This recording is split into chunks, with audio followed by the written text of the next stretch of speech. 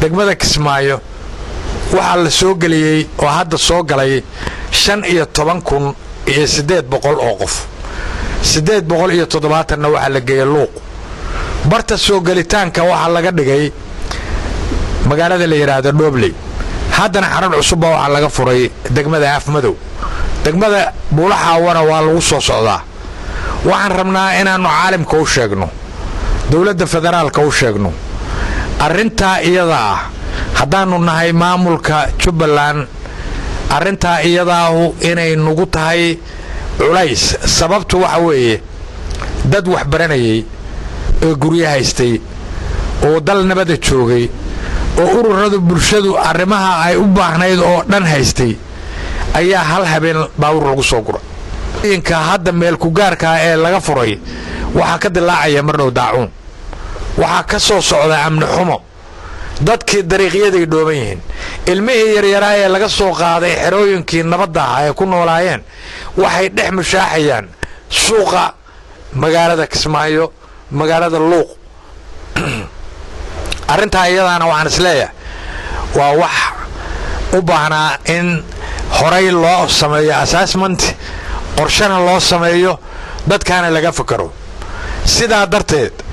annagu hay'adaha maxalliga ah iyo hay'adaha caalamiga ah ee jooga dawlad goboleedka Jubbaland waxa weeye qorshihiyaas haddii ay la ogeyd UN-ku annagu waxba kama hayno UN-kana waxba kama hayno UNHCR waxaanu ka haynaa baabuur kolonyaa oo ay 1,000 qof markiiba saaran tahay oo la leeyahay Kismaayo geeyo ku roga 200 siiya dabadeedna xerada ka saara haddii la saara xagee loo diray weeye dadkaas waxaan isleeyahay dad Soomaaliyeed weeye waxay u baanaayeen in qorshahoodu min federaal dawladda federaalka ee dhexe iyo dawladda Jubbalandba iyo UN-tu inay qorshe midaysan ka leeyihiin waxay ahayd in dhulkooda la baneeyo la diyaariyo xeriyihii loo sameeyo dugsigii waxbarashada loo sameeyo saldhiggii biliiska la sameeyo biyihii la geliyo dhaqaatiirtii iyo daawadii loo geeyo markaa la dejiyo wixii dambe mashaariicana caalamka loo weydiiyo hay'ad donor countries-ka iyo hay'adaha ku shaqo leh wixii kala horumaray inay sameeyaan arrintaas may dhicin haddayna dhicin waxaanu leenahay anigu wasiirka arrimaha gudaha ee dawlad goboleedka Jubbaland magaciisa ku hadlaya qaxootiga aad wadaan joojiya hakiya ilaa nidaam dawliga loo helo ilaa siyaasad cad loo helo dadku maahan bariis iyo galay gawaari lagu gurayo ma dadku waa dad banaadmiya mustaqbal raba nolol raba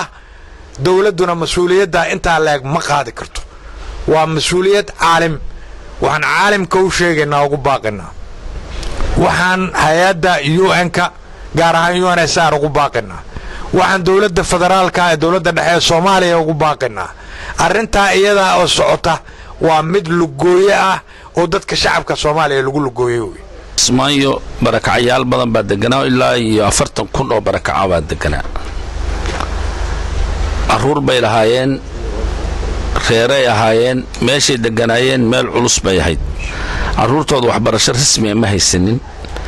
waxaan la kaca ku feenay si aruurta loogu heli lahaa barakacayaasha waxbarasho annagoo tii waxa ka qaban la laakiin ku mashquulsan waxa soo bilowday in la soo celiyo sida la sheegay soo celinta qaxootiga waxay ahayd dawladda Jubbaland in lagala tashado sidii loo soo celin lahaa in la isla ogaado meeshii la dejin lahaa in la ogaado dhulkii leeyri waa la siinayaa annagu bixinay in wax laga qabto intii oo dhan wax laga qabanin waa la soo rarayaa xero magaalada geeskeeda oo markii la fiiriyo amnigeedu sax ahayn madaxtooyada saa ugu aadan yaa lagu soo dejiyaa marka halka lagu soo dejiyana waa la iska sidaayaa